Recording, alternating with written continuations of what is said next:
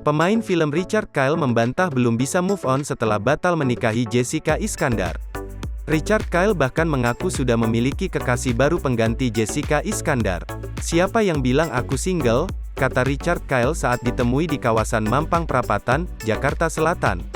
Namun Richard Kyle menolak menjelaskan identitas kekasih barunya. "Baru pacaran," ucap Richard Kyle yang mengaku mulai melupakan kegagalan pernikahannya bersama Jessica Iskandar. Saat ini Richard Kyle tidak mau lagi mengumbar urusan pribadi ke publik. Richard Kyle ingin menjalani hubungan sehat dengan kekasih barunya dan tidak banyak berbagi cerita soal kisah cintanya yang baru itu. "Aku ingin lebih sehat dalam menjalani hubungan. Ini masih baru, jalannya pelan-pelan. Kami saling respek," kata Richard Kyle.